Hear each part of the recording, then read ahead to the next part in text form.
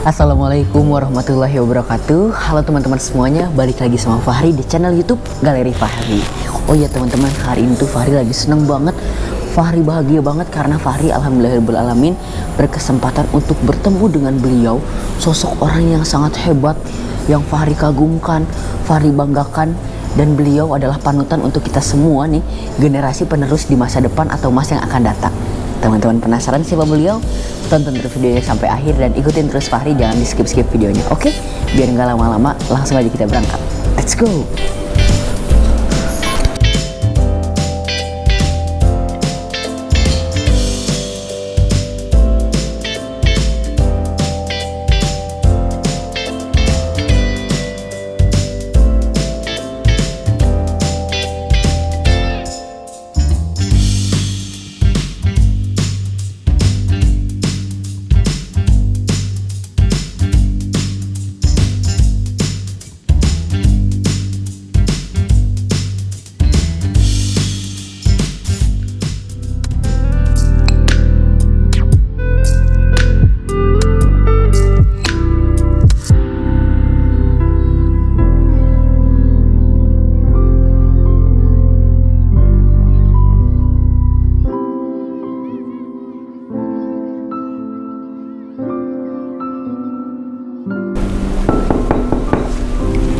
Masuk. Assalamualaikum, selamat siang Pak De. Mari silakan. Iya Pak De. Ya, silakan mari. Iya siap Pak De. Gimana kabar, sehat? Alhamdulillahirobbilalamin. Iya. Terima kasih banyak Pak De sudah meluangkan waktunya. Oh iya. Tadi pagi Fahri berangkat dari Bandung itu kurang lebih sekitar jam 7 Pak De. Oh jam 7. Wow, pagi sih. Iya. Lumayan padat tadi Pak De di jalan. Padat ya, soalnya hari Sabtu kan weekend. Iya. Alhamdulillah bisa nyampe ke sini. Iya. Fahri juga kesini kepengen bertanya-tanya soal kepolisian itu seperti apa Pak De. Kepolisian, boleh. Boleh kan iya. Pak De? Boleh saja, Iya. boleh silakan. Iya. Ya, yang pertama mungkin Fahri kepengen bertanya kan Pak De sekarang sudah menjadi seorang brigjen yang Iya, hebat Pak De. Jen, alhamdulillah. Pada saat dulu Pak De ingin masuk kepolisian itu karena keinginan Pak De sendiri atau keinginan dari orang tua Pak De? Yang pertama memang dari SMA memang sudah ingin sekali bercita-cita mungkin menjadi yang masuk Akapri dulu, Akapri sekarang kan Akpol ya itu. Iya. Memang dari SMA sudah ada cita-cita seperti itu. Dan kebetulan ada teman yang sebangku yang kebetulan ingin mendaftar kan seperti itu. Memang dulu ya Pak D masih ragu-ragu karena ya terus terang aja tidak punya biaya kan seperti itu. Adik-adik kan 5 orang laki-laki semuanya sedang sekolah, tapi ya Pak D ingin motivasi bagaimana memberikan motivasi kepada adik-adik untuk bisa memberikan contoh dan berusaha bekerja keras selain berdoa ya bagaimana bisa mencoba mendaftar Akapri pada waktu itu. Iya Pak De. Itu dia teman-teman, jadi segala keinginan jika memang dari hati kita dan keinginan kita sendiri pasti insya Allah ada kemudahan dan kelancaran ya Pak De. Ya itulah. Diiringi dengan berdoa dan juga berikhtiar. Iya. Terus Pak De kan dari dulu memulai pendidikan masuk kepolisian sampai sekarang Pak De bisa menjadi brigjen yang hebat. Itu membutuhkan waktu berapa lama Pak De? Wah cukup lama. Jadi Pak D lulus dari Akapri itu tahun 87. Jadi maksudnya 83, 87 kan 4 tahun pendidikannya. Nah, kemudian ya melalui dinas-dinas yang cukup panjang. Jadi kalau dihitung dari sekarang itu sudah 35 tahun dinas di kepolisian. Dan memang ya sudah keliling pada waktu itu, baik di dalam negeri maupun di luar negeri. Kalau di dalam negeri ya menduduki jabatan-jabatan yang cukup strategis. Yang pertama itu dinas di Sulawesi dulu. Ya di Sulawesi pertama menjadi Kapolsek dulu, ya menjadi Kapolsek, kemudian menjadi Kasat Reskrim dulu di sana, kemudian menjadi Kapolres, Wakapolwil, kemudian yang melalui beberapa sekolah-sekolah yang Pak D lalui. Yang pertama setelah dari Akapri, Pak D dari Sulawesi lulus, kemudian masuk PTIK, Perguruan Tinggi Ilmu Kepolisian. Iya Pak D. Itu suatu penghargaan dulu. Pada waktu itu Pak D tidak ikut tes, kemudian yang lainnya ikut tes karena itu penghargaan karena berhasil mengungkap kasus pencurian barang purbakala pada waktu itu dengan modus yang cukup baru pada waktu saat itu. Jadi barang purbakala itu barang yang usianya sudah ratusan tahun yang berada di tanah Toraja, itu akan diselundupkan ke Belanda. Nah, kemudian dengan modus menggunakan mobil ambulan pada waktu itu. Nah, itulah dengan modus itu Pak D mendapat penghargaan lulus tanpa tes sekolah perguruan tinggi kepolisian, itu yang pertama. Kemudian setelah itu mendapat penugasan setelah lulus P3 tugas di Bali. Di Bali di situ pun menduduki jabatan-jabatan yang cukup ya strategis juga, alhamdulillah. Ini bagian penerimaan ya pendidikan dulu ya, penerimaan pendidikan di situ, kemudian di reskrim, dan kebetulan pada tahun 2002 bom Bali meletus. Ya, bom Bali pertama meletus. Karena Pak D punya latar belakang di reserse dan pengalaman di tugas-tugas di reserse, akhirnya ditarik menjadi tim pengungkapan bom Bali pertama. Nah, itu. Tapi sebagai penyidik saja, jadi bukan penangkapan di lapangan, tapi setelah ditangkap Pak D yang menyidik kan seperti itu. Ya kurang lebih waktunya cukup lama, hampir 8 bulan untuk menyidik kasus itu ya, untuk mengungkap kasus itu karena berkembang terus. Tapi alhamdulillah dari situ dapat penghargaan kembali, dapat sekolah Sespim, sekolah pimpinan Sespim di Lembang, alhamdulillah tanpa tes juga pada waktu itu. Alhamdulillah ya itu. Ya, itu pasti membutuhkan waktu yang sangat lama ya Pak D. Lama, betul. Dari mulai Pak D pendidikan sampai sekarang Pak D bisa menjadi Brigjen, Pak D. Iya. Ada nggak Pak D pengalaman mungkin yang masih teringat sampai sekarang, pengalaman yang menyeramkan gitu Pak D? Wah, banyak sekali. Kalau menyeramkan banyak sekali ya. Kasus ya terutama yang di daerah-daerah terpencil ya. Maksudnya Pak D juga pernah menjadi Kapolres Maluku Tenggara Barat. Maluku Tenggara Barat itu perbatasan antara Indonesia dengan Australia, jadi pulau terpencil di sana. Itu yang terkesan di situ karena dari Ambon menuju Somlaki itu Polresnya itu memerlukan waktu hampir 2 jam naik pesawat kecil. Kan itu lumayan lama kecil, ya, lama itu. Terus pasti nggak semuanya itu menyeramkan. Ada nggak Pak D pengalaman yang membuat Pak D bangga dan juga membahagiakan Pak D? Banyak sih membahagiakan bangga. Yang pertama ya dengan Pak D melalui sekolah-sekolah itu ya Pak D alhamdulillah pada waktu dinas di Cesilek ya. Cesilek itu yaitu suatu lembaga pendidikan pelatihan internasional yang menangani kejahatan transnasional crime, kejahatan antar negara di situ. Ya Pak D di situ, dari situ banyak keliling dunia. Di situ dari beberapa negara kan memang. Jadi selain memprogram pelatihan dari Cesilek dari Indonesia ke beberapa negara, kemudian kerjasama antara polisi dengan polis ya. Itu di Malaysia, kemudian Singapura, Filipina, Bangkok, Belanda, Inggris, Amerika, cukup banyak lah kaitan itu, terutama yang berkaitan bidang transnasional dan terorisme. Keren sekali Pak D. Mungkin ini yang nonton ada yang nanti ingin menjadi polisi. Bagaimana sih Pak D untuk menjadi seorang polisi yang baik? Jadi yang pertama yang memang pertama dari diri sendiri. Jadi kalau kita melaksanakan ingin jadi polisi ya melalui tes yang benar-benar murni kan seperti itu ya, dan murni dan niat dari hati sendiri. Selain itu juga kita ya tidak lupa berdoa ya, dan ikuti tahapan-tahapan tes itu. Kemudian setelah jadi polisi ya kita harus baik. Yang pertama ya harus jujur ya, taat kepada Tuhan Yang Maha Esa yang pertama. Kemudian yang kedua ya harus menguasai beberapa hal. Yang pertama adalah menyangkut masalah kepemimpinan ya. Kalau memang di levelnya perwira minimal kemampuan kepemimpinan, love manager itu minimal harus dikuasai. Dikuasai. Jadi bagaimana memimpin anggota-anggota itu minimal itu. Kemudian yang kedua menyangkut masalah bidang manajemen ya, mulai dari perencanaan, merencanakan, mengkoordinasikan, melaksanakan dan pengendalian itu harus bisa menguasai.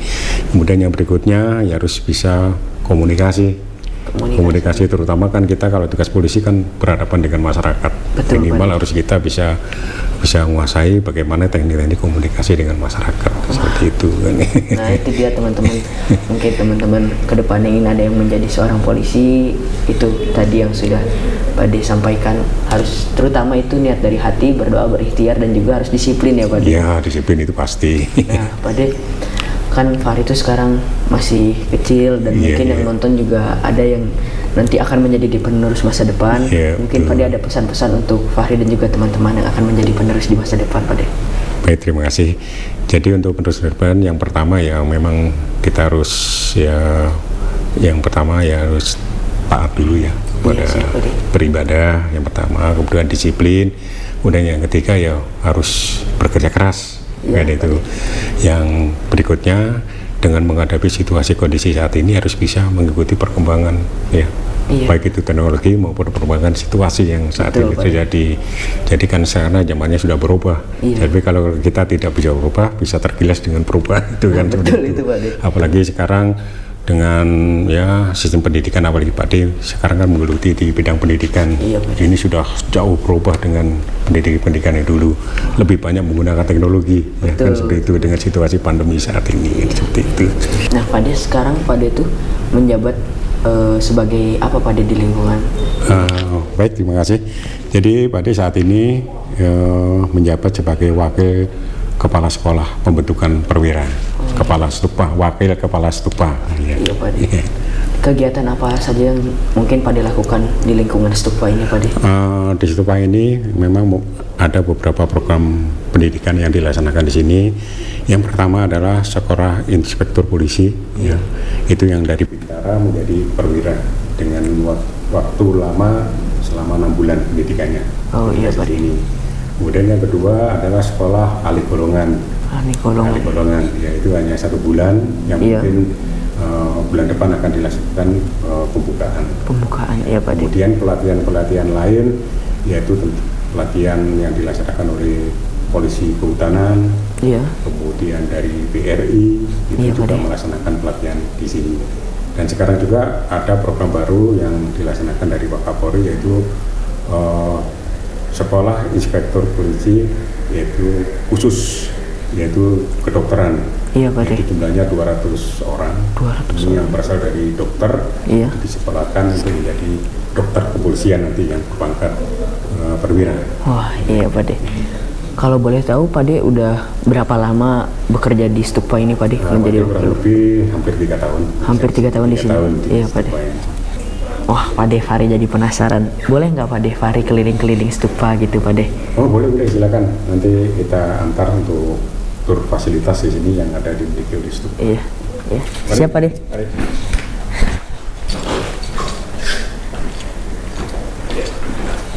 Mari Pak De.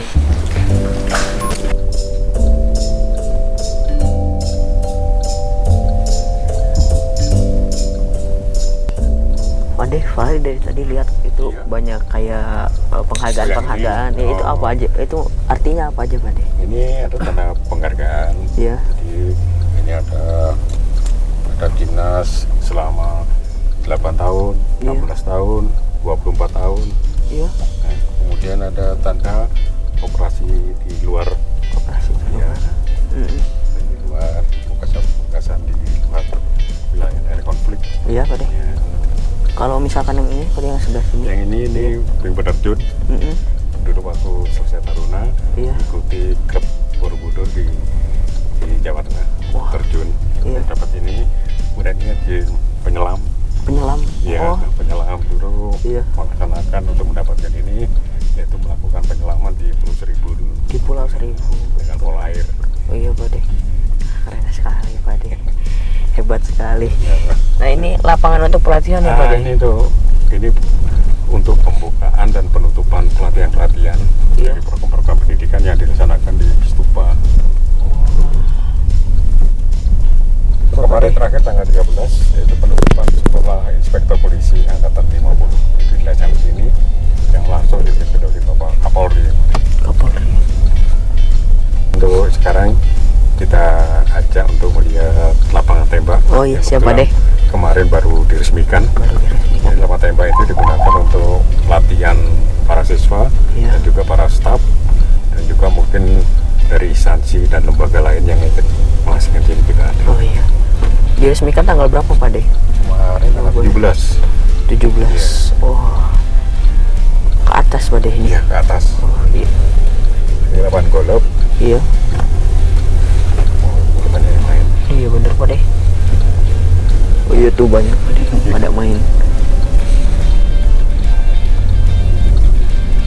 Di museum. Museum. Isinya apa aja Pak De?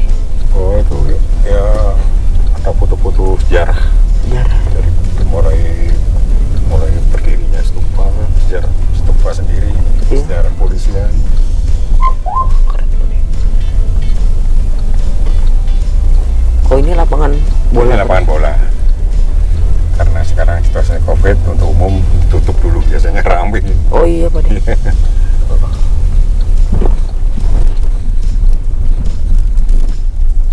Ini lapangan tembak. ya yang kemarin baru diresmikan. Iya Pak De.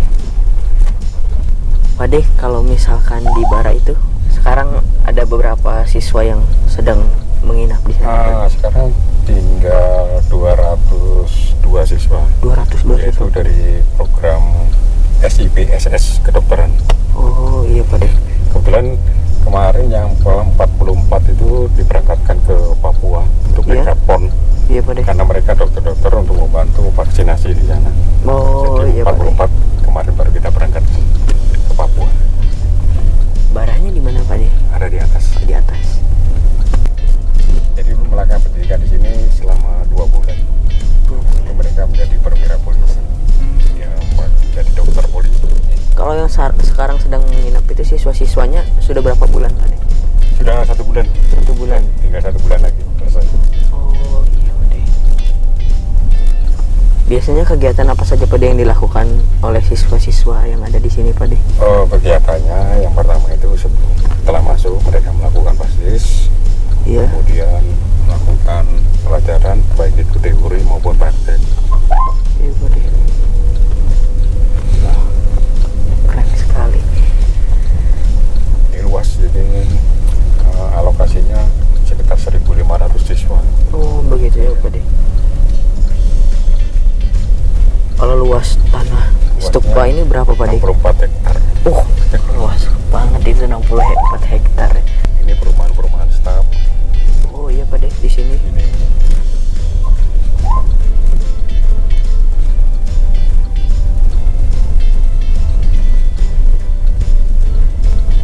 mereka kan melalui seleksi. Jadi tidak mudah juga masuk di sini kan. Iya, Pak De. Beberapa tahap di daerah-daerah, tapi yang jelas mereka merupakan pilihan-pilihan Ini baik jika bisa masuk. kurang lebih ada berapa orang Pak De yang ada di sini? Yang ada di sini sebenarnya kalau SIP saya kemarin itu jumlahnya 1.500, tapi ditambah Oke, lagi Pak. menjadi 2.000. Wah, Karena ada penghargaan gitu. iya. Kalau sebelah kanan ini apa Pak De? Masih golok, Oh masih lapangan bola masih Pak De? muter. Oh. Pak De, kan ini tuh di dalam lingkungan stupa lingkungan kepolisian. Boleh nggak Pak De kalau misalkan ada orang yang berdagang ke sini gitu Pak De? Oh, nggak boleh. Oh, nggak Nggak boleh. Dan kan tamu-tamu aja harus protokol kesehatan. Iya betul Pak De. Sudah cukup di sana. Nah, tamu luar itu harus sebenarnya swab dulu dengan situasi kondisi saat ini. Iya Pak De, betul. Berarti mungkin siswa-siswa yang ada di sini Pak De, kalau misalkan mau makan atau minum bisa beli keluar atau mungkin masak sendiri ya Pak De? Oh, kalau siswa kita siapkan makan pagi, siang, dan malam. Oh. Termasuk snack juga kita siapkan kalau siswa ini. Iya. Kalau staff-staff sini ya belanja sendiri Staff dari masing-masing. sini belanja sendiri. Oh iya Pak De.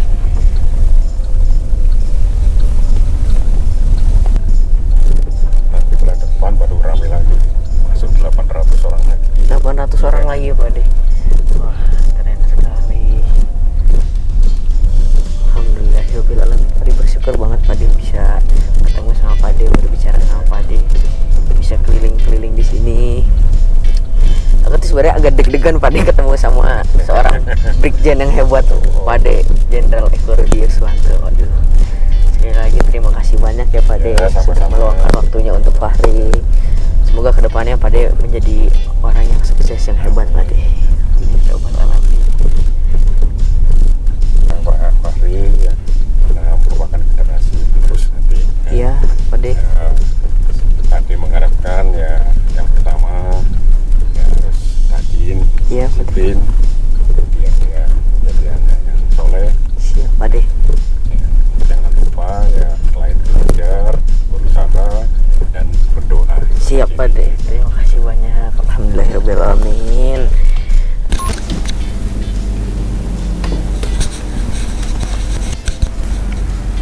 Halo teman-teman semuanya, sekarang Fahri sudah berada di hotel, Fahri sudah berada di tempat penginapan. Dan di hari ini tuh adalah hari yang sangat membuat Fahri bangga, Fahri senang. Dan Fahri tuh sangat bersyukur banget karena Fahri bisa bertemu dengan seorang brigadir jenderal yang hebat, yang tangguh, yang Fahri impikan Fahri bisa bertemu. Dan tercapai Fahri bisa bertemu langsung, ngobrol langsung, bahkan di ruang kerjanya beliau, yaitu Brigjen Eko Rudi Yuswanto. Beliau adalah Pak De Fahri sendiri. Dan Fahri tuh tadi berangkat dari Bandung kurang lebih sekitar jam 7 pagi. Dan Fahri sampai sana jam 11 siang. Fahri langsung disambut untuk datang ke ruang kerjanya langsung. Dan Fahri tuh di sana ngobrol-ngobrol, bertanya-bertanya tentang seputar kepolisian, terus pengalaman beliau pada saat dulu masuk kepolisian sampai sekarang beliau bisa menjadi jenderal yang hebat. Dan alhamdulillah banget tadi Fahri tuh bisa diajak untuk keliling-keliling di lingkungan stupa bersama seorang brigjen yang sangat hebat. Dan Fahri tuh bersyukur banget karena tidak sembarangan orang bisa masuk ke lingkungan stupa itu teman-teman. Tapi Fahri tuh bisa dapat kesempatan untuk keliling-keliling di lingkungan stupa. Bahkan Fahri semobil dan duduk sebelahan sama seorang brigjen yang hebat, yaitu Pak De Fahri sendiri. Dan Fahri tuh tadi sebenarnya nervous banget teman-teman. Dan Fahri berharap nanti ke depannya Fahri bisa lebih santai lagi. Makanya tadi waktu pas Fahri nanya juga Fahri agak bingung, aduh nanya apa lagi ya gitu, karena Fahri nervous banget. Tapi Fahri bersyukur banget karena ini adalah pengalaman yang sangat berkesan dalam hidup Fahri. Dan Fahri bisa banyak mengambil pelajaran dari cerita beliau. Dan dari pengalaman beliau juga Fahri bisa menambah wawasan lagi. Dan semoga dari cerita beliau dan dari video ini semoga bisa menambah wawasan dan bermanfaat untuk semuanya. Dan buat teman-teman juga yang memiliki cita-cita untuk menjadi abdi negara atau memiliki cita-cita apapun, tetap semangat, tetap berjuang, jangan pernah menyerah. Kejarlah cita-cita itu sampai cita-cita itu tercapai dan bisa menjadi seorang yang hebat seperti beliau, Pak De Jenderal Eko Rudi Yuswanto. Dan sekian video dari Fahri, semoga bisa bermanfaat buat kalian semua. Jangan lupa untuk di like, komen, share, dan subscribe juga. Dadah, assalamualaikum.